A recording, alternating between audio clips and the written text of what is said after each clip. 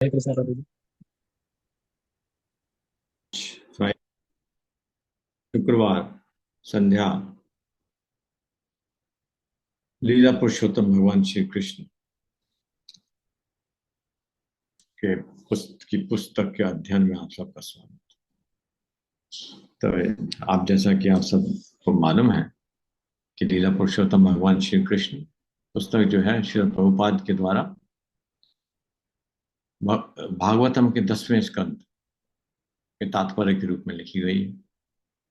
बहुत सुंदर तात्पर्य है। प्रभुपाद जी चाहते थे कि हम सब पढ़ें उस पुस्तक। 10वां स्कंद भागवतम का मेन पार्ट है, मुख्य विषय है, जिसके विषय में भगवान चाहते हैं कि 9 स्कंद पढ़कर हम 10वें स्कंद में भगवान के विषय में जान जान जाए। भगवान फिर भी भगवान को पूरी तरीके से हालांकि जाना नहीं जा सकता, पर यह भी सत्य है कि भागवतम का नित्य सेवा करने से, नित्यम भागवत सेवा, हमारी भक्ति जो है वो पुष्ट होती है। तो ये अवश्य, ये निश्चित बात है, ये इसमें बिल्कुल असत्य बात नहीं है। यदि हम भागवत रोज श्रवण करते हैं तो उससे हमारी भक्ति पुष्ट होगी, हमें अवश्य रूप से भगवान की कृपा प्राप्त होगी, जो कि वास्तव में जीवन का उद्देश्य ही है। सो मोहित लोग, आपने उसका समरी किया है पिछले बार जो हमने पढ़ा था, तो आप you can start reading and then we start the class. Hare Krishna Prabhu ji, आवाज सही ओम ज्ञान तिमिरन्धस्य ठीक ज्ञान है। शलाकया चक्षुरुन्मीलितं येन तस्मै श्री गुरुवे नमः। नमो विष्णुपादाय कृष्णपृष्ठाय भूतले श्रीमते भक्ति वेदांत स्वामिनिति नामिने। नमस्ते सरस्वते देवे गौरवाणी प्रचारिणे निर्विशेषा शून्यवादी पाश्चात्या देश तारिणे। जय श्री कृष्ण चैतन्य प्रभु नित्यानंदा श्री अद्वैता गदाधर शिवासदि गौर भक्त वृंदा। हे कृष्ण करुणा सिंधु दीनबंधु जगतपते गोपेश गोपिका कांत राधा कांत नमोस्तुते। तप्त कांचन गौरांगी राधे वृंदावनेश्वरी वृषभानुसुते देवी प्रणमामि हरिप्रिय। वाञ्छाकल्पतरुभ्यश्च कृपा सिन्धुभ्येव च पतितनां पावनेभ्यो वैष्णवेभ्यो नमो नमः। हरिर्नाम हरिर्नाम हरिर्नामेव केवलं कलौ नास्त्यैव नास्त्यैव नास्त्यैव गतिरन्यथा। ओम नमो भगवते वासुदेवाय। ओम नमो भगवते वासुदेवाय। ओम नमो भगवते वासुदेवाय। नारायण नमस्कृत्य नरं चैव नरोत्तमं देवीं सरस्वती व्यासं ततो जयेत् नष्टप्रायेषु अभद्रेषु नित्यं भागवत सेवया भगवती उत्तम श्लोके भवती नष्ट की। हरे कृष्णा कृष्णा कृष्णा हरे हरे हरे हरे राम हरे कृष्णा कृष्णा कृष्णा हरे हरे हरे राम राम राम हरे हरे हरे कृष्णा कृष्णा हरे हरे हरे राम राम राम हरे। मेरा पुरुषोत्तम भगवान श्री कृष्ण की जय। श्रीमद् भागवत गीता की जय। श्री प्रभुपाद की जय। हरे नाम संकीर्तन की जय। Hare Krishna. So welcome everyone once again. आप सब भक्तों के चरण कमलों में दंडवत प्रणाम। So Mohit Prabhu, you start. हरे कृष्णा प्रभु जी, आवाज ठीक है? Please carry on. अध्याय 12 अगासुर वध। एक दिन प्रातःकाल भगवान श्री कृष्ण ने ग्वालों सहित जंगल को जाने की इच्छा प्रकट की, जहाँ एकत्रित होकर वे कलेवा करने वाले थे। अतः श्री कृष्ण ने अपने हजारों ग्वाल मित्र एकत्र कर लिए और वे जंगल में अपने अपने बछड़ों के साथ चल दिए। जब श्री कृष्ण कोई सुंदर दृश्य देखने के बहाने आगे दूर चले जाते तो उनके पीछे के लड़के दौड़कर उन्हें छूने के लिए प्रयत्नशील होते और इस तरह भारी होड़ लग जाती। अध्यात्मवादी ब्रह्म परमात्मा तथा भगवान के रूप में अनुपात में भगवान को अनुभव करते हैं, और श्री कृष्ण यहाँ भगवान के रूप में अपने भक्तों को आनंद प्रदान कर रहे हैं। ब्रह्म संहिता में भी इसकी पुष्टि हुई है कि भले ही कोई वेदों तथा उपनिषदों के पन्ने पलटता रहे, किंतु बिना भक्त की संगति या भक्ति के वह भगवान श्री कृष्ण को साक्षात नहीं देख सकता। जब श्री कृष्ण इस प्रकार अपने बाल संगियों के साथ अपनी बाल लीलाओं का आनंद ले रहे थे, तो अगासुर नामक एक घातक असुर, जिससे स्वर्ग के निवासी भी भयभीत रहते थे, श्री कृष्ण को मार डालने के उद्देश्य से वहां आ पहुंचा। यह पूतना तथा अगासुर का छोटा भाई था, और यह उनके वध का प्रतिशोध लेने का निश्चय करके वहां वृंदावन आया था। फिर उसने महिमा नामक योग सिद्धि के द्वारा अपने शरीर का विस्तार करके 8 मील तक फैलाकर एक मोटे सर्प का रूप धारण कर लिया और अपने मुंह को पर्वत की गुफा के समान खोल लिया, और श्री कृष्ण तथा बलराम समेत समस्त बालकों को निकल जाने की इच्छा से रास्ते पर बैठ गया। इसके बाद समस्त ग्वाले उस सर्प के मुख में प्रविष्ट हो गए, यह देखने के लिए कि यह एक सर्प है या एक गुफा। और फिर उनको बचाने के उद्देश्य से श्री कृष्ण भी उसके मुख में प्रविष्ट हो गए। और जब ऐसा हुआ तो सब देवता हाय हाय करने लगे, परंतु समस्त ग्वाले अपनी सुरक्षा के लिए पूर्णतः श्री कृष्ण पर आश्रित थे। इसके बाद श्री कृष्ण ने उस असुर के शरीर में के अंदर अपना विस्तार किया और उस असुर के प्राण निकल गए। फिर श्री कृष्ण ने अपने समस्त मित्रों को बाहर निकाला और उसके पश्चात उस असुर के शरीर से निकला एक प्रज्वलित तेज श्री कृष्ण के शरीर में मिल गया। फिर इसके बाद 1 वर्ष तक ब्रजग्राम में अगासुर वध की घटना की कोई चर्चा नहीं चली। तो राजा परीक्षित को यह जानकर कुछ विस्मय हुआ कि अगासुर वध की चर्चा 1 वर्ष तक क्यों नहीं चली, और इसे जानने के लिए वे श्री सुखदेव गोस्वामी से इसके विषय में प्रश्न करते हैं। ये अध्याय यहाँ पे समाप्त होता है। आगे अध्याय 13 ब्रह्मा ब्रह्मा द्वारा बालकों तथा बछड़ों की चोरी।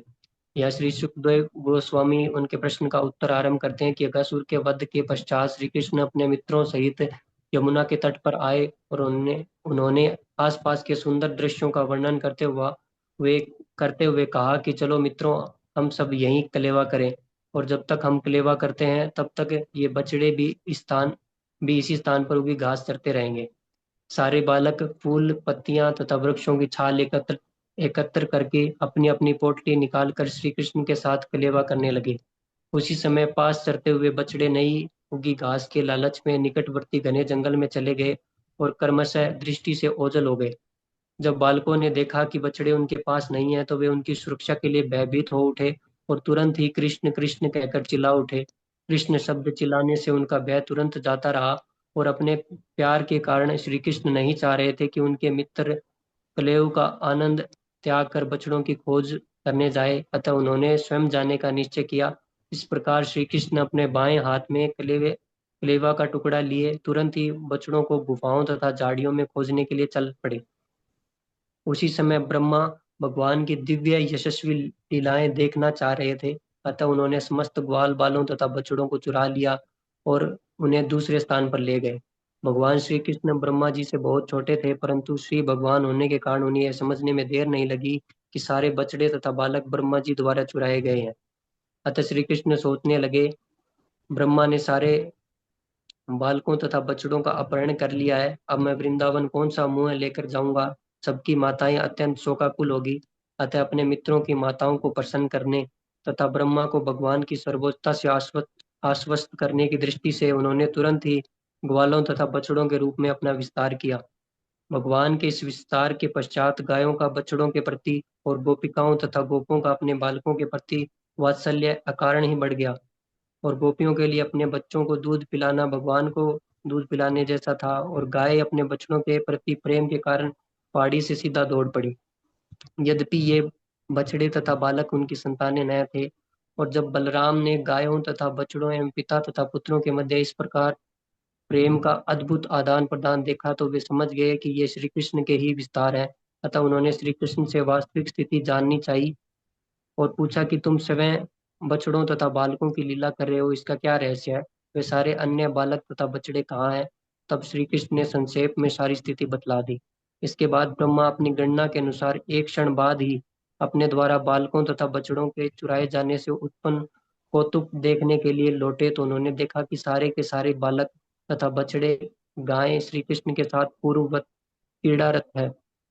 यद्यपि उन्हें विश्वास था कि उन्हें वे चुरा ले जा चुके हैं और अपनी योग शक्ति से उन्हें सुला रखा है। ब्रह्मा ये जानने का प्रयत्न करते रहे कि ये सब कौन है और उनकी योग शक्ति से किस प्रकार अप्रभावित रह रहे थे, किंतु वे निश्चित नहीं कर पाए और वे स्वयं अपनी ही योग शक्ति के वशीभूत हो गए। ब्रह्मा को इस बात से विश्वस्त करवाने करने के लिए कि ये सब बछड़े तथा बालक जो श्री कृष्ण के साथ खेल रहे हैं असली नहीं है, ये सब विष्णु रूप में वे सब विष्णु रूप में रूपांतरित हो गए थे। ब्रह्मा को ज्ञान हुआ कि विष्णु के सारे रूप योग शक्ति से पूर्ण है तथा बछड़ों का ये रूपांतरित विष्णु रूप किसी योग शक्ति या देवताओं में निहित किसी शक्ति द्वारा नहीं बने हैं। ये किसी विष्णु माया के प्रदर्शन न होकर साक्षात विष्णु है। इस प्रकार वैदिक ज्ञान के सर्वोत्कृष्ट अधिकारी ब्रह्मा जी भगवान द्वारा प्रकट असामान्य शक्ति को न समझ पाने के कारण अत्यधिक व्यग्र थे। अतः श्री कृष्ण को उन पर दया आ गई और उन्होंने सहसा उस दृश्य पर से अपनी योग माया का आवरण हटा लिया। इस प्रकार जब ब्रह्मा जी की व्यग्रता दूर हुई तो उन्होंने बाह्य दृश्य जगत को सामान्य चक्षुओं से देखा। उन्होंने अपने चारों ओर वृंदावन का अत्यंत मनोहरी तथा दिव्य दृश्य देखा। उन्होंने देखा कि भगवान श्री कृष्ण एक छोटे से ग्वाले का अभिनय करते हुए अपने हाथ में एक टुकड़ा रोटी का लिए अपने मित्रों बछड़ों को उसी प्रकार ढूंढ रहे थे जिस प्रकार वे इन सबके अंतर्धान होने से पूर्व ढूंढ रहे थे। वर्मा तुरंत अपने हंस से उतर आए और भगवान के समक्ष इस प्रकार गिर पड़े मानो कोई सोने का दंड हो, और उनके चारों सिरों के मुकुट श्री कृष्ण के चरण कमलों को छू रहे थे। वर्मा अत्यधिक प्रसन्नता के कारण अश्रुपात करने लगे और उन्होंने अपने अश्रुओं से श्री कृष्ण के चरण कमलों को धो डाला।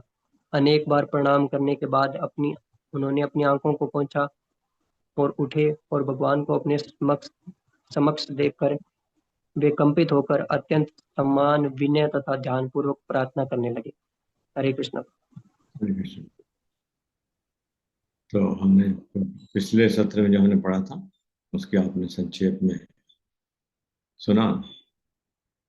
मेरे को भगवान की अनुभूति किस किस प्रकार से भक्तों के द्वारा, अध्यात्मवादियों द्वारा की जाती है, कौन बताएंगे? भगवान को प्राप्त करने की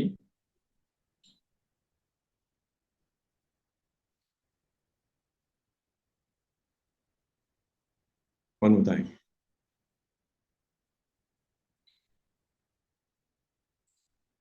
और मेरे को लगता है इस क्लास में सिर्फ दो ही व्यक्ति इच्छुक हैं सुनने के, मोहित और Ashok Kumar ji. Why you all are not open your video? क्यों सबने बंद कर रखा? क्या why what is the reason? आपको क्लास में आप 1 घंटा आपको सुनना है तो सुनिए, उसको अच्छे से प्रकार से सुनिए। Put your mind in it, put your heart in it, तो अच्छे से समझ में आएगा। वीडियो क्लोज करने का एक ही कारण हो सकता है कि कुछ और भी कर लें साथ में। There no other reason. Why must you do this?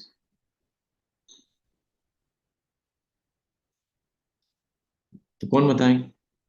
Who should I ask? सबने वीडियो बंद कर रखा है, किससे पूछूं?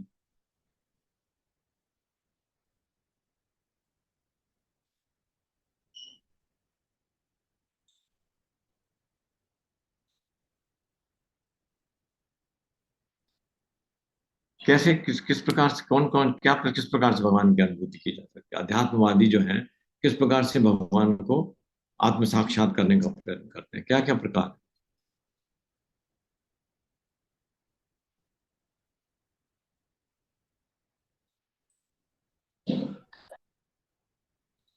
Nobody knows?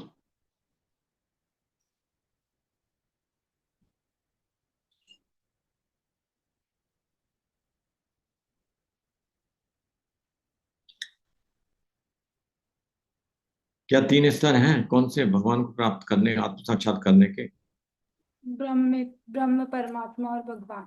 सो स्पीक, बोलिए। तो जो ग्वालवाल जो थे भगवान के मित्र थे, वो उन्होंने किस रूप में भगवान को पाया?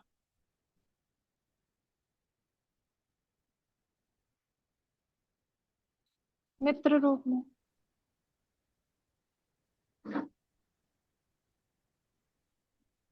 ये तीन तीन अवस्थाएं हैं ना, पर ब्रह्मेति वदन्ति भगवान की तत्वेदम यद ज्ञानम अद्वयम ब्रह्मेति परमात्मेति भगवानेति इति शब्द। तो ब्रह्म ब्रह्म के रूप में भगवान से आत्म साक्षात्कार किया जा सकता है, परमात्मा के रूप में, और भगवान के रूप में, व्यक्ति भगवान के रूप में। भगवान के रूप तो में। ग्वाल बाल किस रूप में आत्म साक्षात्कार किया उन्होंने? भगवान के रूप में। भगवान के। भगवान के रूप में। हाँ, तो उसको समझिए, वीडियो खोल के सुनिए, सब समझ में आएगा, नहीं तो नहीं समझ में आएगा। Why waste time? तो क्यों क्यों ऐसा कैसे किया उन्होंने? कैसे उनके भगवान के मित्र बन गए?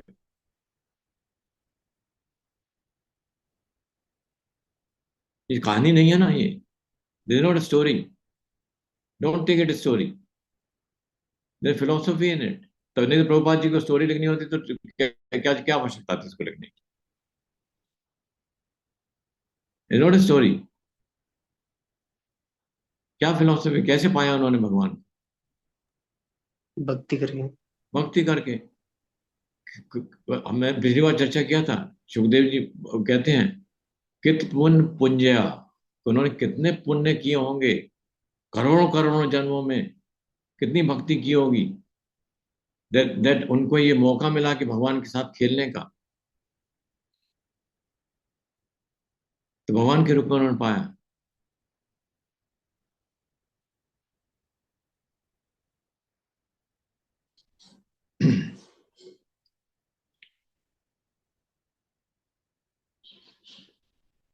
ब्रह्मा जी, जो उन्होंने क्या क्या बलराम जी ने क्या स्पेशल देखा, उनको कैसे क्यों आश्चर्य हुआ?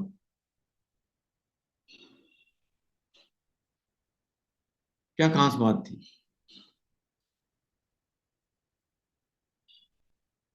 फिर बलराम जी को आश्चर्य हुआ कि कुछ भगवान ने विस्तार किया, कुछ नहीं फर्क पड़ा, चलती रही कहानी बस ऐसे ही। बलराम जी सोच रहे थे ना कि सब लोगों में इतना वात्सल्य कैसे आ गया। हाँ, क्या वात्सल्य? वो कृष्णा ने खुद को एक्सपांड कर रखा था तो कृष्णा के लिए प्रेम था। नहीं, वात्सल्य था क्या? How do we know? Prabhu ji जब वो आते थे ना घर पे, तो सबसे पहले ग्वाल वालों की माए भी पहले कृष्ण को ही अपने उनको गले से लगाती थी, पहले कृष्ण को ही। तो फिर जब वो आते थे, फिर वो जब भगवान का रूप थे तो सब अपने अपने बच्चों को ही करने लगी। तो इनसे उनको पता चला कि ना, पहले तो ये श्री कृष्णा को ही सब गले लगाती थी, उनको अब सब अपने किसको किसको पुत्रों को किसको किसको पता चला? बलराम जी को। बलराम जी को तब तो नहीं फिर पता था, बलराम जी को तो उस फिर समय तो। यशोदा माँ भी सोचने लगी कि आज सब अपने अपने पुत्रों को क्यों गले लगा रही हैं, पहले तो मेरे पुत्र को गले लगाती थी आने से पहले। ये तो कहीं नहीं आया है क्या ऐसा? यशोदा माँ ने ऐसा देखा? ऐसा तो नहीं आया कहीं पर।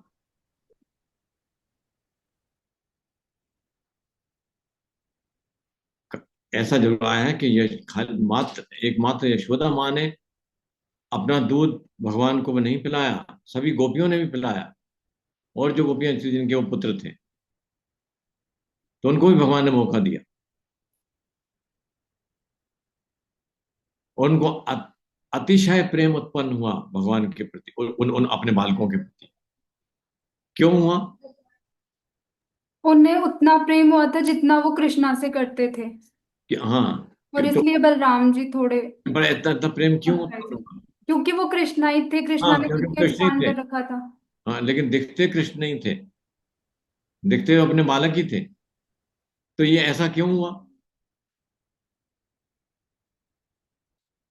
क्यों हुआ? क्योंकि वो अपने पुत्रों से ज्यादा कृष्ण जी को प्रेम करते हाँ, थे। तो वो तो कृष्ण तो नहीं दिखते थे ना। पर वो थे जितना कृष्ण ही तो ना। बलराम जी ने ये देखा कि जितना उनको कृष्ण से प्रेम था उतना ही उनको बालकों से प्रेम हुआ होने लगा। ये आश्चर्य हुआ उनको। लेकिन क्यों हुआ, ये ऐसा हुआ कैसे, क्यों? क्योंकि यही कहना चाह कृष्ण रही थी ने प्रभु अपने को जी, हाँ यही कहना चाह रही थी मैं। हाँ, आप अगर ये कहना चाहें तो बिल्कुल ठीक है। तो लेकिन हुआ कैसे? प्रभु जी बलराम तो जान सकते हैं ना, सारी चीजें नहीं जान नहीं, रहे वो थे हाँ, वो तो। तो क्योंकि लीला कर रहे हैं ना, बलराम जी तो जानते हैं सब, कृष्ण भी जानते हैं। ये जस्ट लीला है। और वो अपने आप को कवर रखते हैं। अगर वो भगवान की तरह ही अगर व्यवहार करेंगे तो वो लीला ही नहीं होगी। भगवान स्वयं अपने आप को भी कवर रखते हैं। अगर वो भगवान भगवत्ता में अगर रहेंगे तो लीला नहीं हो सकती फिर। लीला के लिए भगवान को अपनी भगवत्ता को बुलाना होता है। लेकिन ऐसा नहीं है कि भगवत्ता प्रधान हो जाएगी फिर, ऐसा नहीं है। भगवान तभी प्रधान रहेंगे। वो उनके जो लीला करने के लिए जो जो योग माया जो है वो फिर भी भगवान के अधीन रहती है। यानी भगवान की शक्तियां भगवान के किसी भी स्थिति में भगवान के अधीन रहती हैं। नहीं तो वो भगवान होंगी फिर। तो ऐसा हुआ क्यों? उनको ऐसे अपने पुत्रों के प्रति इतना प्रेम कैसे उत्पन्न हुआ? किस कारण से? आप कहेंगे कृष्ण है वो, तो कृष्ण तो दिखते नहीं थे वो। कृष्ण जी का विस्तार रूप था ना वो, तो उनमें वही भाव आता था जो उनको कृष्ण भगवान कैसे का आया जो भाव आता था। वो, माय क्वेश्चन इज कैसे आया उनको भाव ऐसा? तो कृष्ण ने अपने आप को ही विस्तार किया था। कृष्ण अपने तो एक ऑर्डिनरी व्यक्ति जो है वहां पर, हरे कृष्ण। ये ग्वाल बाल थे। ये ग्वाल बाल तो ये एटर्नल एसोसिएट है भगवान के, नित्य संगी हैं। और जो दूसरे और व्यक्ति जो होंगे जो नित्य संगी नहीं है वहां पर उस समय, उनको नहीं आया भाव ऐसा।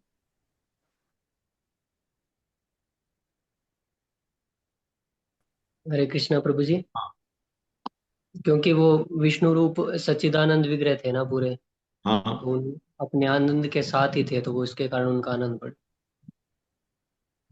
क्योंकि वो तो फिर भी ग्वाल बाल मित्र है, वो फिर भी स्वांश रूप ही है भगवान का।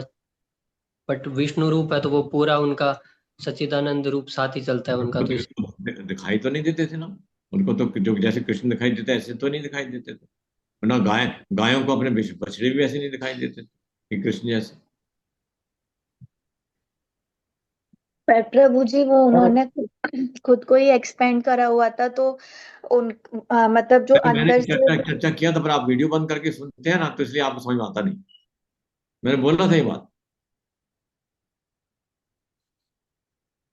प्रेम प्रेम के कारण। नो। हरे कृष्णा प्रभु जी।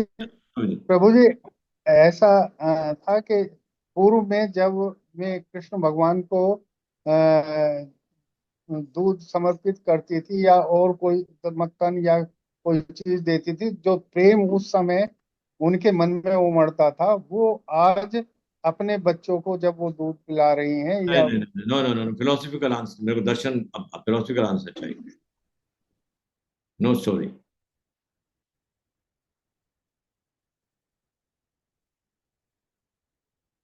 मैंने चर्चा किया था इसका। क्योंकि वो जो मित्र थे भगवान के या वृंदावनवासी जो थे, जो उनके नित्य संगी हैं। नित्य संगी का अर्थ क्या है? वो भौतिक स्तर पर नहीं है, वो शरीर के स्तर पर नहीं है, आत्मा के स्तर पर है ऑलरेडी। तो आत्मा का एक हमारा भगवान के प्रति इतना आकर्षण नहीं है अभी। क्यों? क्योंकि हम तो बॉडी के मतलब बहुत हाँ तरीके हाँ, हम अभी आच्छादित हैं प्रकृति की गुणों से। वो आच्छादित नहीं है वो। और आच्छादित नहीं होने के कारण से आत्मा का स्वाभाविक प्रेम जो है वो उत्पन्न हुआ उनके प्रति। फिर क्योंकि शरीर के स्तर पर दिखते दिखते नहीं हो बेशक, लेकिन है तो वही कृष्ण ही ना, वो भी तो वहां पे देखने की वो है ही नहीं, वो तो आत्मा का आकर्षण है।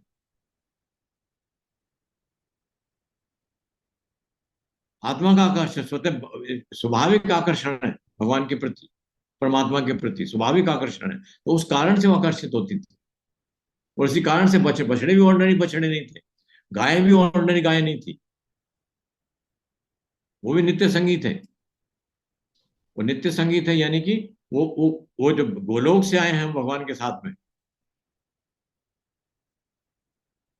है ना। This is to be understood. मैंने इसकी चर्चा की थी जब अब बता रहे थे, तो क्योंकि आत्मा का स्वाभाविक आकर्षण होने के कारण, नहीं तो उनको कैसे पता लगा ये कृष्ण है? How can they know it? और उस समय और ऐसी जो जो जो व्यक्ति जो भगवान से जो गोपियां जो भगवान से विवाह करना चाहती थी, भगवान ने वो भी मौका दिया उनको।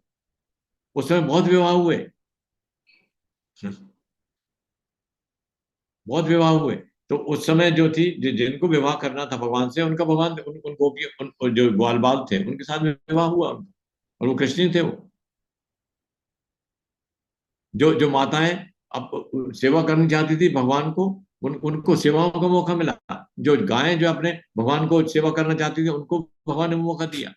तो जन्म कर्म चमे दिव्यम, भगवान के हर कर्म दिव्य होते हैं, खाली ब्रह्मा जी के लिए नहीं। ये सब ये लीला है, सब लीला का part, that is to be understood. तो जब बलराम जी ने ये देखा, उन्होंने कहा ये क्या गड़बड़ हो रहा है, ये तो कृष्ण जैसा ही प्रेम है इनको। ठीक है। दूसरा, जब ब्रह्मा जी ने कैसे समझ लिया कि ये विष्णु रूप है, ये वो नहीं है, क्योंकि उन्होंने वो बालक तो देख लिया उन्होंने। अब ये भी तो हो सकता है ना वो डुप्लीकेट होते, भगवान तो डुप्लीकेट भी बना सकते हैं। खुद ही क्यों एक विस्तार किया उन्होंने? वो जो बालक जो ब्रह्मा जी ले गए थे, उनको डुप्लीकेट बना सकते थे भगवान, लेकिन ब्रह्मा जी को कैसे पता लगा?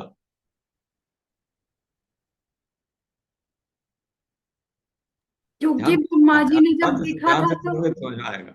हाँ प्रभु जी, जब ब्रह्मा जी ने उन्हें देखा था तो सब मतलब चतुर्भुज विष्णु के रूप में दिखाई दिए थे उन्हें। हाँ। तो लेकिन इससे ऐसे कैसे कंफर्म हुआ कि ये भगवान है, ये बालक नहीं है? और वो बालक जो ग्वाल बाल थे वो नहीं है, ये कैसे लगा?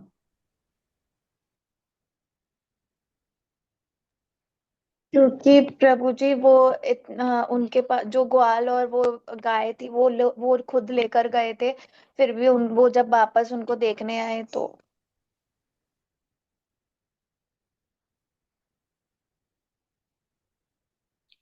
क्योंकि ऑर्डिनरी जो व्यक्ति होते, अगर भगवान जो नहीं है, जीव होते वो, यदि जीव अपने आप को चतुर्भुज रूप में नहीं कर सकते विस्तार, भगवान ही कर सकते हैं ऐसा। जीव तो चाहे योग माया के से अधीन हो, चाहे भौतिक रूप में भौतिक जगत में है, तो जो क्या बोलते हैं माया के अधीन है, महामाया के अधीन है। लेकिन भगवान के रूप में नहीं विस्तार, चतुर्भुज रूप में नहीं आ सकता जीव कभी भी। मुक्त जीव जो है, जिनको सालोक्य मुक्ति सारूप्य मुक्ति मिली है, वही हो सकते हैं मात्र, वो हो सकते हैं चतुर्भुज रूप में। लेकिन उनमें भी वो भगवान नहीं हो सकते। चतुर्भुज रूप होने का रूप ही हो सकता है सिर्फ उनका, वो स्वयं स्वयं विष्णु नहीं हो सकते। विष्णु रूप हो सकता है उनका, लेकिन और भी विष्णु। क्या क्या क्या क्या, क्या कैसे अंतर समझेंगे विष्णु रूप में और विष्णु में? विष्णु मायापति है ना प्रभु जी, तो वो अंतर अंतर अंतर कैसे समझेंगे, तो कैसे पता लगेगा? उनके रूप माया हमने के अधीन। नो नो, भैया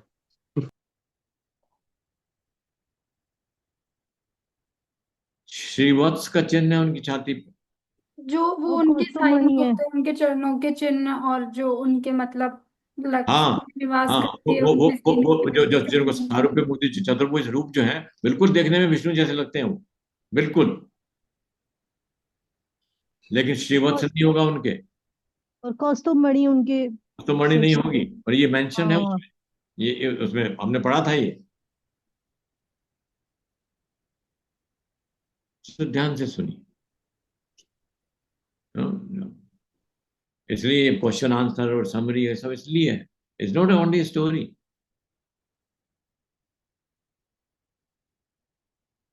तो इसमें फिलोसफी है कि कैसा क्यों हुआ। एनीवे, चलिए, सो अभी I hope all this is clear. आज शेयर द स्क्रीन। तो अब क्वेश्चन आंसरिंग हो गया आज की।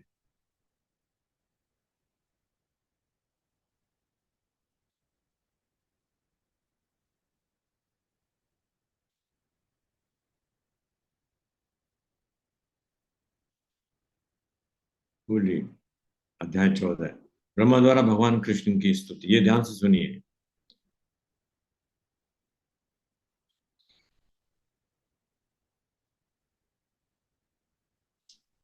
पढ़िए। मैं रीड करती हूँ प्रभु जी।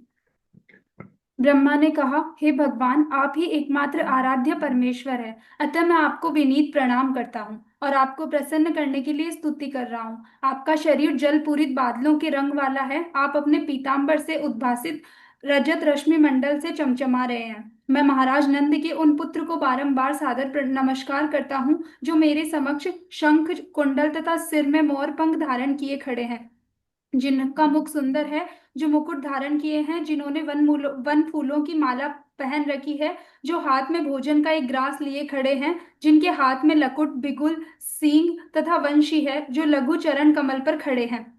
हे प्रभु, लोग मुझे समस्त वैदिक ज्ञान का स्वामी कहते हैं और मुझे ही इस ब्रह्मांड का सृष्टा कहा जाता है, किंतु अब यह सिद्ध हो चुका है कि मैं आपको नहीं समझ सकता, भले ही आप बाल रूप में मेरे समक्ष उपस्थित हैं। आप अपने बाल मित्रों तथा बछड़ों के साथ खेल रहे हैं, जिसका यह अर्थ लगाया जा सकता है कि आपको पर्याप्त शिक्षा प्राप्त नहीं हुई है। आप एक ग्रामीण बालक की भांति अपने हाथ में अपना भोजन लिए अपने बछड़ों की खोज कर रहे हैं। तो भी आपके तथा मेरे शरीर में इतना अधिक अंतर है कि मैं आपकी शक्ति का अनुमान नहीं लगा सकता। जैसा कि मैं ब्रह्म संहिता में पहले ही कह चुका हूँ, आपका शरीर भौतिक नहीं है। ब्रह्म संहिता में बताया गया है कि श्री भगवान का शरीर आध्यात्मिक चिन्मय है। श्री भगवान के शरीर तथा उनमें कोई अंतर नहीं है। उनके शरीर का प्रत्येक अंग अन्य किसी अंग का कार्य संपन्न कर सकता है। श्री भगवान अपने हाथों से देख सकते हैं, अपनी आंखों से सुन सकते हैं, अपने पांवों से भेंट स्वीकार कर सकते हैं तथा मुख से सृष्टि उत्पन्न कर सकते हैं। ब्रह्मा ने आगे कहा, ग्वाल बाल के रूप में आपका जन्म भक्तों के लाभ हेतु हुआ है, और यद्यपि मैंने आपके बछड़े तथा बालक चुराकर आपके चरण कमलों के प्रति अपराध किया है, किंतु मैं समझ सकता हूँ कि आपने मुझ पर दया की है। यह आपका दिव्य गुण है। आप अपने भक्तों के प्रति अत्यंत वत्सल रहते हैं, किंतु मैं अपने प्रति आपका स्नेह होते हुए भी आपकी शारीरिक शक्तियों की क्षमता का अनुमान नहीं लगा सकता। यह समझना होगा कि जब मैं इस ब्रह्मांड का परम पुरुष ब्रह्मा होकर बाल रूप श्री भगवान के शरीर का अनुमान नहीं लगा सकता, तो फिर अन्यों का तो क्या कहना। और यदि मैं आपके बाल शरीर की आध्यात्मिक शक्ति का अनुमान नहीं लगा सकता, तो फिर मैं आपकी दिव्य लीलाओं को कैसे समझ सकता हूँ। अतः जैसा कि श्रीमद् भगवत गीता में कहा गया है कि जो कोई भगवान की दिव्य लीलाओं, उनके आविर्भाव तथा तिरोधान के विषय में थोड़ा भी समझ सकता है, वह इस भौतिक शरीर को त्यागने के बाद श्री भगवान के धाम में प्रवेश करने का अधिकारी बन जाता है। इस कथन की पुष्टि वेदों में भी हुई है, जिनमें कहा गया है, श्री भगवान को समझने मात्र से ही कोई भी जन्म मृत्यु के चक्र से छूट सकता है। अतः मैं तो यही स्तुति करूंगा कि लोगों को चाहिए कि वे अपने चिंतन द्वारा आपको समझने का प्रयत्न न करें। आपको समझने की सर्वोत्तम विधि यह है कि चिंतन को विनम्र भाव से त्याग कर आपके विषय में या तो आपसे सुना जाए, जैसा कि आपने ही श्रीमद् भगवत गीता तथा अन्य समान वैदिक साहित्य में वक्तव्य दिए हैं, अथवा किसी सिद्ध भक्त से सुना जाए जिसने आपके चरण कमलों में शरण ले ली हो। मनुष्य बिना किसी ऊहापोह के भक्त से श्रवण करे। उसे अपनी सांसारिक स्थिति में परिवर्तन करने की जरूरत नहीं, उसे केवल आपका संदेश सुनना होगा। यद्यपि आप भौतिक इंद्रियों द्वारा ज्ञेय नहीं हैं, किंतु केवल आपके विषय में श्रवण करने से अज्ञान के अंधकार को दूर किया जा सकता है। आप अपनी अनुकंपा से ही भक्तों के समक्ष प्रकट होते हैं। आप अन्य किसी साधन द्वारा अज्ञेय है। भक्ति के बिना शुष्क ज्ञान आपकी खोज करने में समय शुष्क ज्ञान आपकी खोज करने में समय का अपव्यय मात्र है। भक्ति इतनी महत्वपूर्ण है कि थोड़े से प्रयास से ही मनुष्य उच्चतम सिद्धि की अवस्था को प्राप्त हो सकता है। अतः मनुष्य को चाहिए कि भक्ति की कल्याणदायिनी विधि की उपेक्षा करके चिंतन विधि का प्रश्रय न ले। चिंतन द्वारा भले ही आपके दृश्य जगत का आंशिक ज्ञान प्राप्त हो ले, किंतु प्रत्येक वस्तु के मूल स्वरूप आपको समझ पाना संभव नहीं है। जो लोग केवल चिंतन में लगे रहते हैं, उनका आपको समझने का प्रयास करना समय का अपव्यय है। जैसे धान के लिए भूसी को पीटना। थोड़े से धान को चक्की में दलकर चावल के कुछ दाने प्राप्त किए जा सकते हैं, किंतु धान का छिलका भूसी तो पहले ही चक्की से पिस चुकी होती है, और भूसे की बड़ी मात्रा को पीटने से दाने नहीं निकलते। यह तो व्यर्थ का श्रम है। हे भगवान, मानव समाज के इतिहास में ऐसे अनेक उदाहरण प्राप्त हैं जबकि मनुष्य दिव्य पद प्राप्त न होने पर मन, वचन तथा कर्म से भक्ति में लगकर सिद्धि प्राप्त करके आपके धाम को जा सका है। भक्ति के बिना चिंतन या ध्यान द्वारा आपको समझने की सारी विधियां व्यर्थ हैं। अतः मनुष्य को चाहिए कि सांसारिक कार्यों में लगे रहकर भी वह आपकी भक्ति करे और आपके दिव्य यश का श्रवण तथा कीर्तन करते हुए आपके निकट रहे। केवल श्रवण तथा कीर्तन से ही मनुष्य आपके धाम में प्रवेश करने की परम सिद्धि को प्राप्त कर सकता है। अतः यदि कोई आपके यशों का श्रवण तथा कीर्तन करते हुए आपका सानिध्य सदा प्राप्त करता है और अपने सारे कर्म फलों को आपकी तुष्टि के लिए अर्पित करता है, तो वह सरलता से तथा प्रसन्नता पूर्वक आपके परम धाम में जा सकता है। जिन लोगों ने अपने हृदय सारे कल्मश से शुद्ध कर लिए हैं, उन्हें आपका साक्षात्कार होता है। हृदय की यह शुद्धि आपके यशों के श्रवण तथा कीर्तन द्वारा संभव है। श्री भगवान सर्वव्यापक है। जैसा कि श्री भगवान ने स्वयं श्रीमद् भगवत गीता में कहा है, सब कुछ मेरे द्वारा पालित है, फिर भी मैं सभी चीजों में नहीं हूँ। चूंकि श्री भगवान सर्वव्यापक है, अतः ऐसी कोई वस्तु नहीं है जिसका पता उन्हें न हो। श्री भगवान की सर्वव्यापकता कभी भी जीव के संकुचित ज्ञान में समाहित नहीं हो सकती। अतः जिस व्यक्ति ने श्री भगवान के चरण कमलों में अपने मन को स्थिर कर लिया है, वही श्री भगवान को कुछ हद तक समझ सकता है। मन का तो यह काम ही है कि वह इंद्रिय तृप्ति के लिए विविध विषयों के पीछे दौड़ता रहता है। अतः जो व्यक्ति अपने मन को निरंतर श्री भगवान की सेवा में लगाए रहता है, वही मन को वश में कर सकता है और श्री भगवान के चरण कमलों में स्थिर हो सकता है। श्री भगवान के चरण कमलों में मन की यह एकाग्रता समाधि कहलाती है। इस समाधि अवस्था को प्राप्त हुए बिना वह श्री भगवान के स्वभाव को नहीं समझ सकता। कुछ दार्शनिक या विज्ञानी विराट प्रकृति के एक एक अणु का अध्ययन कर सकते हैं। वे इतने प्रगतिशील भी हो सकते हैं कि विराट आकाश या आकाश के समस्त ग्रहों तथा नक्षत्रों के परमाणुओं का, यहाँ तक कि सूर्य या आकाश तारों तथा अन्य प्रकाश पुंजों के चमकीले अणुओं की गणना कर सकते हैं, किंतु श्री भगवान के गुणों की गणना कर पाना संभव नहीं है। जैसा कि वेदांत सूत्र के प्रारंभ में कहा गया है, परम पुरुष समस्त गुणों का मूलाधार है। उन्हें सामान्यतया निर्गुण कहा जाता है। निर्गुण का अर्थ होता है गुणों से रहित, निगुण। किंतु निर्विशेषवादी निर्गुण शब्द का अर्थ किसी भी गुण से विहीन लगाते हैं। चूंकि वे श्री भगवान के गुणों का अनुमान लगाने में असमर्थ हैं, अतः वे इस निष्कर्ष पर पहुंचते हैं कि श्री भगवान में कोई गुण ही नहीं होता। किंतु वस्तु स्थिति यह नहीं है। असल बात तो यह है कि वे समस्त गुणों के मूल आधार है। सारे गुण सदा उन्हीं से उद्भूत होते रहते हैं। अतः एक सीमित क्षमता वाला व्यक्ति किसी तरह श्री भगवान के गुणों की गणना कर सकता है। किस तरह श्री भगवान के गुणों की गणना कर सकता है? वह किसी एक क्षण के लिए श्री भगवान के गुणों की गणना कर भी ले, किंतु दूसरे ही क्षण उन गुणों की संख्या बढ़ जाती है। अतः श्री भगवान के दिव्य गुणों का अनुमान लगाना संभव नहीं है। इसलिए वे निर्गुण कहलाते हैं, वे जिनके गुणों की गणना नहीं कर हो सकती। अतः मनुष्य को श्री भगवान के गुणों की गणना के अनुमान का निरर्थक प्रयास नहीं करना चाहिए। योग सिद्धि प्राप्त करने के लिए शुष्क चिंतन, ज्ञान योग या शारीरिक प्रयास करने की कोई आवश्यकता नहीं है।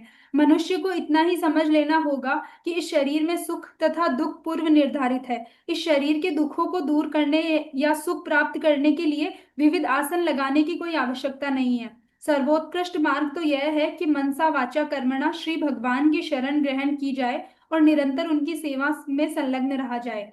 यह दिव्य श्रम सार्थक है, किंतु परम सत्य को समझने के अन्य प्रयास असफल होते हैं। अतः कोई भी बुद्धिमान व्यक्ति चिंतन या योग शक्ति द्वारा उस परम पुरुष को समझने का प्रयास नहीं करता। अपितु वह भक्ति में लगकर श्री भगवान पर ही आश्रित रहता है। वह जानता है कि इस शरीर के साथ जो कुछ भी होता है वह उसके पूर्व कर्मों का फल है। यदि कोई इस प्रकार का सरल भक्तिमय जीवन व्यतीत करता है तो वह स्वतः श्री भगवान के दिव्य धाम का उत्तराधिकारी बन जाता है। वास्तव में प्रत्येक जीव परमेश्वर का भिन्नांश और श्री भगवान का पुत्र है। प्रत्येक व्यक्ति को श्री भगवान के दिव्य आनंद में हाथ बटाने का मौलिक अधिकार है, किंतु पदार्थ के संपर्क में आने से बद्ध जीव इस उत्तराधिकार से वंचित होते रहे हैं। यदि कोई अपने आप को भक्ति में लगाने की सरल विधि अपनाता है तो वह स्वतः भौतिक कल्मश से मुक्त होकर परमेश्वर के साहचर्य का दिव्य पद प्राप्त करने का अधिकारी हो जाता है। Thank you. Thank you.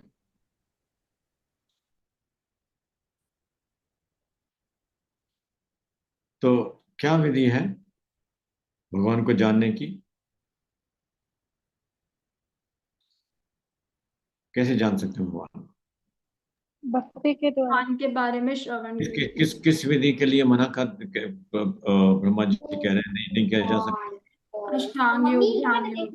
चिंतन विधि के द्वारा, चिंतन विधि के द्वारा या किसी योग विधि के द्वारा, ध्यान विधि के द्वारा भगवान को नहीं जाना जा सकता। मन को श्री भगवान के चरण कमलों में स्थिर करने पर ही भगवान को, मन को स्थिर किया जा सकता है और भगवान को जाना जा सकता है। भगवान श्री भगवान के चरण कमलों में मन का स्थिर होना आवश्यक है, तभी यही भगवान को जानने की विधि। भगवान को मायावादी या निर्विशेषवादी क्या कहते हैं? निर्गुण। क्या अर्थ है निर्गुण का? गुण विहीन और निर्गुण में, दोनों में क्या अंतर है?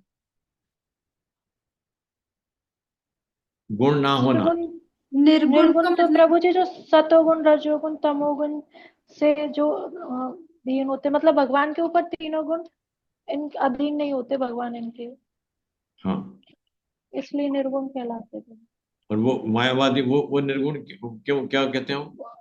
वो ऐसे कहते हैं कि जिनमें तीनों ये गुण नहीं होते वो निर्गुण कहलाते। निर्विशेषवादी कहते हैं भगवान गुणों के अधीन है। निर्विशेषवादी ऐसा कहते हैं कि जब जब कृष्ण भगवान जो है साकार रूप में आते हैं तो गुणों के अधीन होते हैं।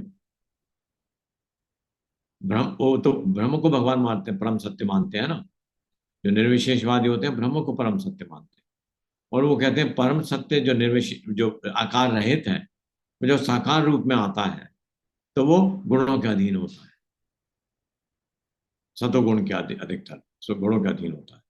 लेकिन ये प्रभुपाद क्या कह रहे हैं, ब्रह्मा जी क्या कहते हैं कि एक तो निर्गुण का अर्थ है कि वो प्रकृति के गुणों से रहित हैं वो, और दूसरा भगवान के गुणों की कल्पना नहीं की जा सकती, गिना नहीं जा सकता भगवान के गुणों को। क्योंकि अगर कोई कोई गिन भी ले तो जिस क्षण वो गिन पाता है उसके उसके उपरांत दूसरे क्षण ही भगवान के गुणों में और अधिक वृद्धि हो जाती है। तो भगवान के गुणों को जाना ही नहीं जा सकता। तो अंत में ब्रह्मा जी कहते हैं वास्तव में प्रत्येक जीव परमेश्वर का भिन्नांश और भगवान का पुत्र है। कौन सा, कहाँ कहते हैं ये भगवत गीता में, कहाँ पे आया परमेश्वर का भिन्नांश है जीव? कौन सा भिन्नांश है? नामेवांश जीव लोक के जीव भूत सनातन, वो वाला। हाँ वो भी है, वो भी है।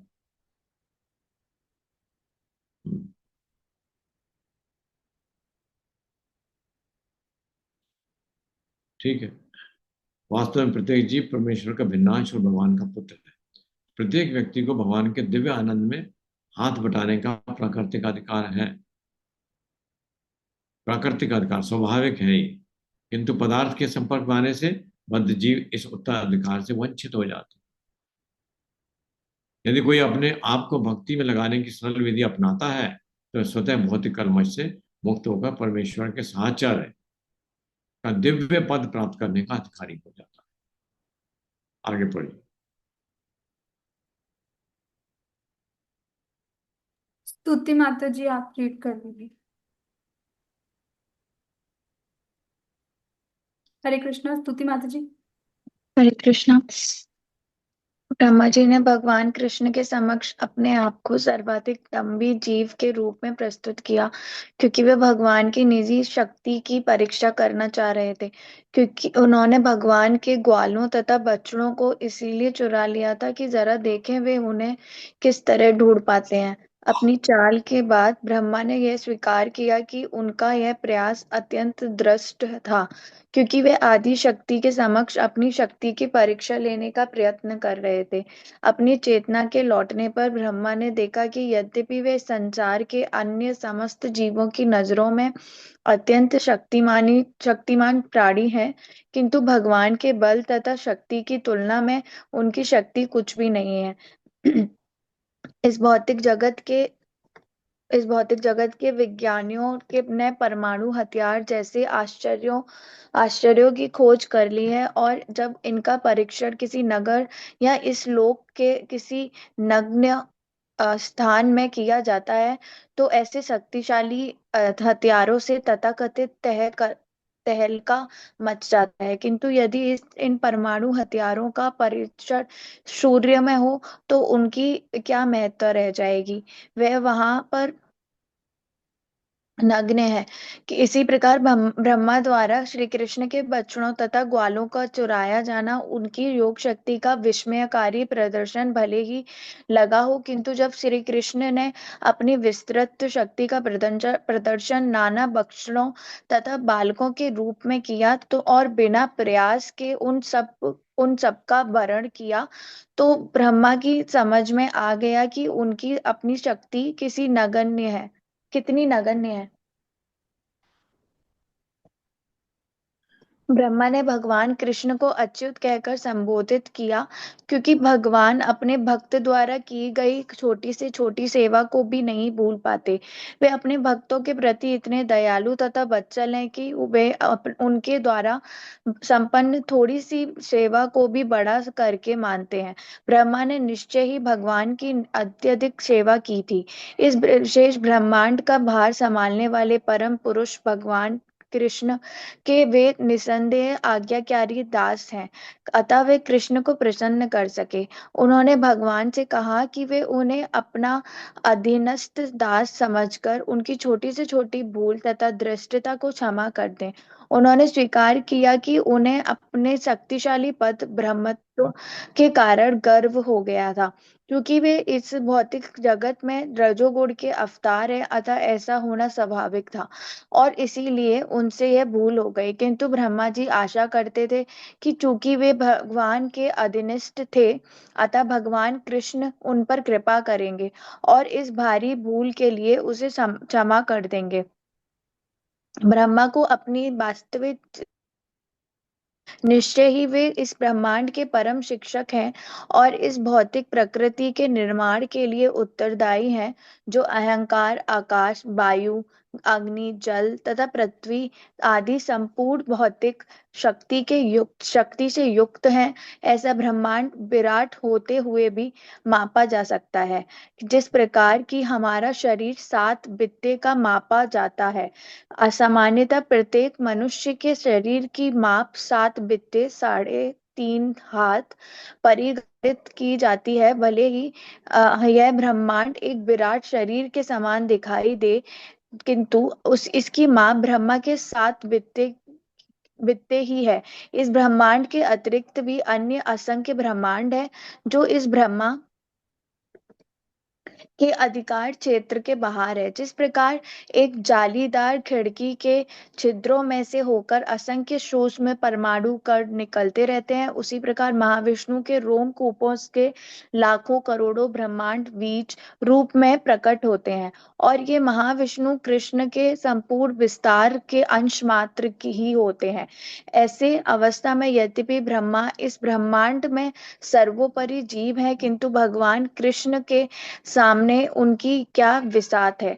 अतः ब्रह्मा ने अपनी तुलना एक उस शिशु से की जो अपनी माता के गर्भ में रहता है। यदि यह शिशु गर्भ में अपने हाथ पैर चलाता है और इस तरह खेलते समय वह अपनी माता का शरीर स्पर्श करता है, तो क्या माता इस शिशु से नाराज होती है? निसंदेह नहीं। इसी प्रकार ब्रह्मा चाहे कितने भी महान पुरुष हो क्यों ना हो, वे तथा अन्य सारे लोग भगवान के गर्भ के भीतर स्थित हैं। भगवान की शक्ति सर्वत्र व्याप्त है। इस सृष्टि में कोई ऐसा स्थान नहीं जहाँ यह शक्ति कार्य नहीं कर रही है। क्योंकि प्रत्येक वस्तु भगवान की शक्ति के अंतर्गत है, अतः चाहे इस लोक के ब्रह्मा हो या अन्य लाखों करोड़ों ब्रह्मांडों के ब्रह्मागण हो, वह सब भगवान की शक्ति के अंतर्गत ही विद्यमान है। अतः भगवान को माता और माता के गर्भ में स्थित प्रत्येक वस्तु को उसका शिशु माना जाता है। भली माता कभी शिशु से नाराज नहीं होती, यद्यपि वह अपने पांवों को हिला जुला कर अपनी माता के शरीर को छूता रहता है। तब ब्रह्मा ने कहा कि उनका जन्म नारायण के नाभि काल से हुआ तो तीनों लोकों भूलोक, भूवलोक तथा स्वलोक के विनाश के बाद खिला। यह ब्रह्मांड तीनों भागों में विभाजित है। इनके नाम है स्वर्ग, मर्त्य तथा पाताल। प्रलय विनाश के समय ये तीनों लोग जल में विलीन हो जाते हैं। उस समय कृष्ण के पूर्ण अंश स्वांश नारायण जल में शयन करते हैं और क्रमशः उनकी नाभि से कमल नाल निकलता है और उस कमल पुष्प से ब्रह्मा का जन्म होता है। अतः स्वाभाविक तौर पर निष्कर्ष निकाला है कि नारायण ब्रह्मा की माता है। चूंकि ब्रह्मांड के विनाश के पश्चात भगवान समस्त प्राणियों के आश्रय हैं, अतः वे नारायण कहलाते हैं। नर का अर्थ है समग्र जीवात्माएं तथा अयन का अर्थ है आश्रय वास स्थान। गर्भोदक्षाई विष्णु को नारायण कहा जाता है क्योंकि वे जल पर शयन करते हैं। साथ ही वे समस्त सजीव प्राणियों के आश्रय भी हैं। इसके अतिरिक्त नारायण प्रत्येक व्यक्ति के हृदय में उपस्थित हैं, जैसा कि भगवत गीता में पुष्टि की गई है।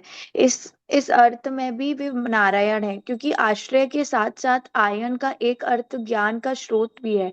भगवत गीता में इसकी भी पुष्टि हुई है कि जीव की श्रमति हृदय के भीतर परमात्मा की उपस्थिति के कारण है। शरीर परिवर्तन होने पर प्राणी अपने गत जीवन की हर बात भूल जाता है, किंतु उसके हृदय में भगवान नारायण का वास होने के कारण उसे अपनी पूर्व इच्छा के अनुसार कर्म करने का स्मरण उन्हीं के द्वारा कराया जाता है। ब्रह्मा जी ये सिद्ध करना चाहते थे कि कृष्ण आदि नारायण है, वे ही नारायण के स्रोत हैं और नारायण बहिरंग शक्ति माया के प्रदर्शन नहीं अपितु आध्यात्मिक शक्ति के विस्तार है। बहिरंग शक्ति या माया के कार्य इस दृश्य जगत की उत्पत्ति के बाद ही प्रकट हो पाते हैं और नारायण की आध्यात्मिक शक्ति सृष्टि रचना के पहले से कार्यशील थी। अतः नारायण के कारणोदक्षाई विष्णु तथा कारणोदक्षाई विष्णु तक, कारणोदक्षाई विष्णु से गर्भोदक्षाई विष्णु तक, गर्भोदक्षाई विष्णु से क्षीरोदक्षाई विष्णु तक और क्षीरोदक्षाई विष्णु से जन जन के हृदय में वास करने वाले नारायण के विस्तार कृष्ण के विस्तार और उनकी आध्यात्मिक शक्ति के अभिव्यक्ति है। उनका संचालक भौतिक शक्ति माया द्वारा ना होने के कारण वे क्षणिक नहीं है।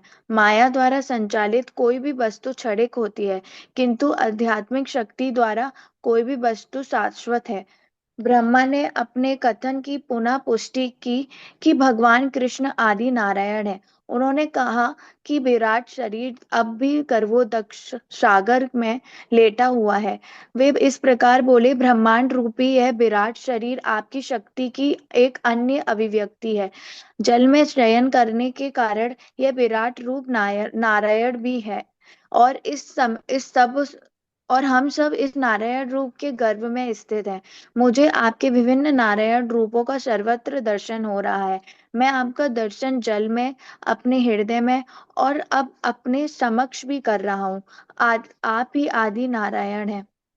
Okay, thank you. Hare Krishna. Hare Krishna.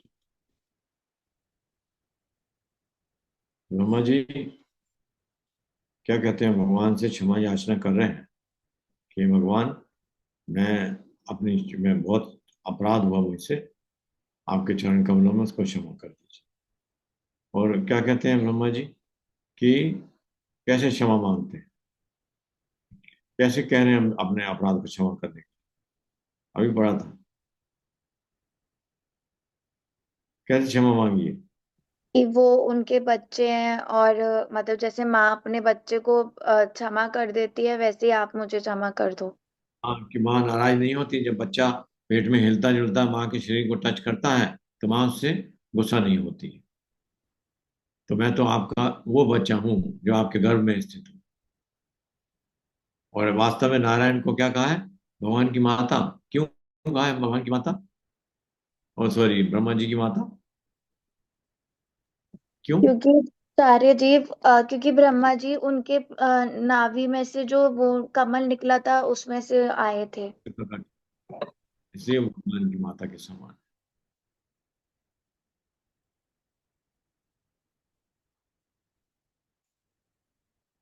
Okay.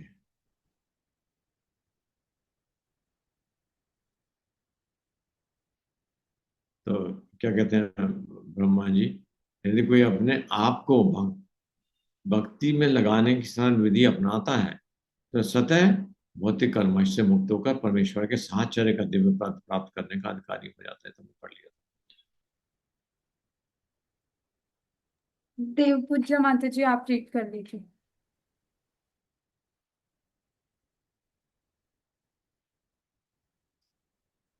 Mahavishnu. Mahavishnu क्या कह रहे हैं ब्रह्मा जी? ये महाविष्णु कृष्ण के प्रभुपाद बता रहे हैं। कौन है महाविष्णु? कौन है महाविष्णु? भगवान के अंश के भी अंश। और कैसे उत्पन्न करते हैं? तो महाविष्णु का क्या संबंध है ब्रह्मा जी से?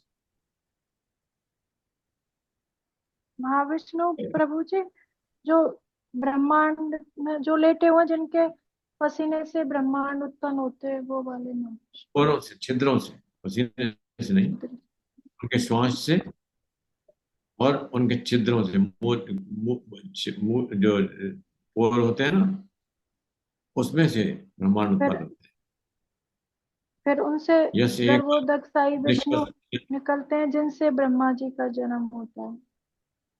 कहाँ से निकलते हैं गर्भोदक्ष विष्णु? अलग अलग ब्रह्मांड पैदा होते हैं महाविष्णु से, फिर अलग अलग ब्रह्मांड में गर्भोदकशाही विष्णु कहाँ होते से हैं। कहाँ फिर से आते अलग हैं? अलग कहाँ से आते हैं महाविष्णु और ईश्वरी गर्भोदक्ष विष्णु? महाविष्णु से महावीर ही होते हैं प्रभु हैं? जी। महाविष्णु से ही जो अलग अलग ब्रह्मांड निकलते हैं ना, उनमें से ही गर्भोदकशाही विष्णु पैदा होते हैं। अपने आप को मतलब विस्तृत कर असंख्य ब्रह्मांड विस्तृत करते हैं। हाँ असंख्य महाविष्णु हाँ। जो है फिर उनमें असंख्य, मतलब जिनकी गिनती नहीं है, इतने ब्रह्मांड उत्पन्न करते हैं। फिर उन गर्भोदकशाही विष्णु से ही उनके गर्भ से ब्रह्मा जी उत्पन्न हर होते हैं। हर ऐसे अलग ब्रह्मांड अलग ब्रह्मांड में हर ब्रह्मांड हर ब्रह्मांड अलग में। अलग ब्रह्मा बोलिए। प्रभु जी, महाविष्णु के रोमकूपों से बहुत सारे ब्रह्मांड निकलते हैं और फिर वो खुद को एक्सपांड करके सभी ब्रह्मांड में गर्भोदक्षी विष्णु के रूप में एंटर होते हैं। और करोड़ों गर्भोदक्षाई विष्णु के जितने ब्रह्मांड हाँ, उत्पन्न जितने करते हैं, ब्रह्मांड होते हैं उतने में। उतने महाविष्णु के रूप में उसमें प्रवेश करते हैं और शयन करते हैं जल में। तो उसके उपरांत क्या होता है? उनके उनके नाभि उनकी कमल नेवल नाभि से से और कमल से ब्रह्मा जी उत्पन्न होते हैं। फिर महाविष्णु फिर क्या करते हैं? जब ब्रह्मा जी उत्पत्ति करते हैं तो उसके बाद ब्रह्मा जी उत्पत्ति करते हैं, जीवों को शरीर प्रदान करते हैं।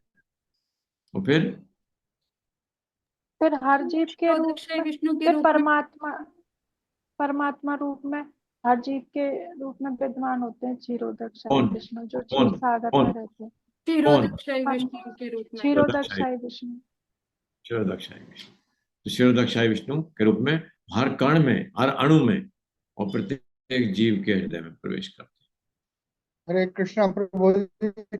प्रभु जी, ये तीनों के बारे में फिर से बता दीजिएगा। ये बहुत ज्यादा क्लियर हाँ नहीं, बहुत हाँ। प्रभु जी अभी फिलोसफिकल सा है। वो तो कि चर्चा करेंगे ना प्रभु जी। महाविष्णु से अभी अभी कैसे आप ये ये तीन। अभी आप ये देख लीजिए। अच्छा जी। हाँ, महाविष्णु, गर्भोदक्षाय विष्णु और शिरोदक्षाय विष्णु। तो महाविष्णु का विस्तार गर्भोदक्षाय विष्णु, क्योंकि कोई भी जो भौतिक तत्व जो है बिना अध्यात्म के तत्व की उपस्थिति के वो कार्यशील नहीं हो सकता। तो कार्यशील ब्रह्मांड तभी होता है जब गर्भोदक्षाय विष्णु हर ब्रह्मांड में प्रवेश करते हैं और ब्रह्मा जी को उत्पन्न करते हैं। ब्रह्मा जी जो है फिर शरीर प्रदान करते हैं जीवों को उनके पूर्व जन्मों में किए गए कर्मों के अनुसार। अब शरीर भी कार्यशील नहीं होगा जब तक उसमें शरीर हर शरीर में 84 लाख योनियों में जितने शरीर हैं, जितने उत्पन्न हुए हैं, उन हर शरीर में शिरोदक्षाय विष्णु के रूप में जो उनका विस्तार है वो प्रवेश करते हैं, जो कि क्या कहलाता है? परमात्मा।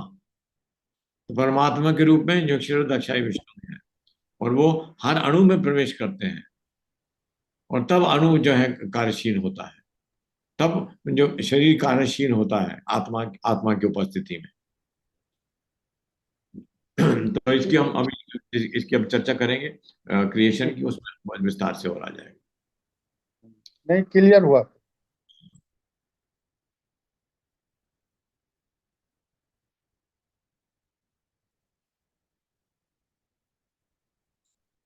कहां तक पढ़ लिया था? यहाँ ब्रह्मा ने कहा उनका जन्म नारायण के नाभिकाल से हुआ है, पढ़ लिया था। प्रलय के समय तीनों लोग विलीन हुए। उस समय कृष्ण पूर्ण अंश नारायण जन्म में शयन करते हैं। पूर्ण अंश और क्रम से कमल लाल निकलता है। उस कमल पुष्प से ब्रह्मा का जन्म होता है और स्वाभाविक तौर पर निष्कर्ष निकलता है नारायण ब्रह्मा की माता है। आवाज आ रही है? क्योंकि ब्रह्मांड के विनाश के पश्चात भगवान समस्त प्राणियों के आश्रय हैं, अतः वे नारायण कहलाते हैं। नर का अर्थ है समग्र जीवात्माएं तथा अयन करते हैं आश्रय।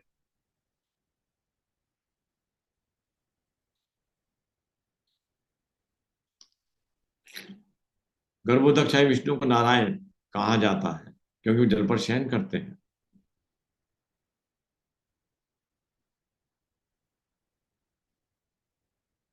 ब्रह्मा जी ये सिद्ध करना चाहते हैं कि कृष्ण आदि नारायण है, वे ही नारायण के स्रोत हैं। और नारायण बहिरंग शक्ति के प्रदर्शन नहीं अपितु आध्यात्मिक शक्ति के विस्तार है।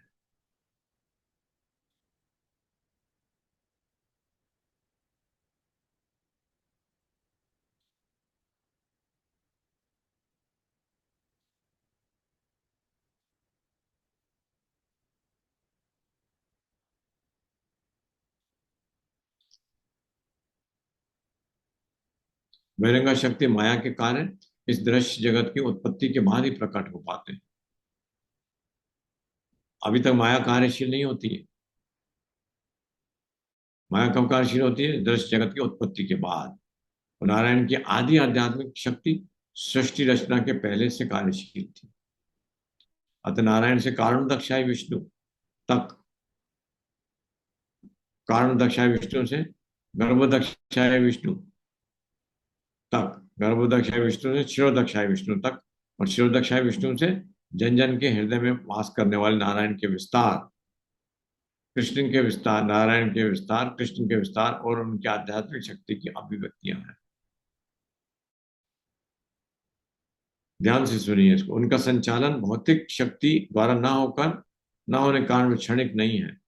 माया द्वारा संचालित कोई भी वस्तु क्षणिक होती है, किंतु आध्यात्मिक शक्ति द्वारा कोई भी वस्तु शाश्वत है।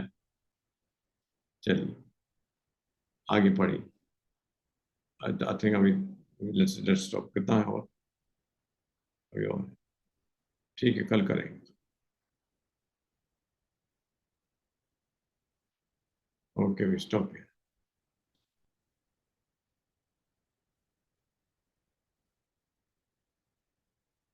कौन करे कल? मोहित समरी करेंगे कल इसकी या क्या करेंगे? अभी तो नहीं कर पाऊंगा प्रभु जी, माफ कीजिए।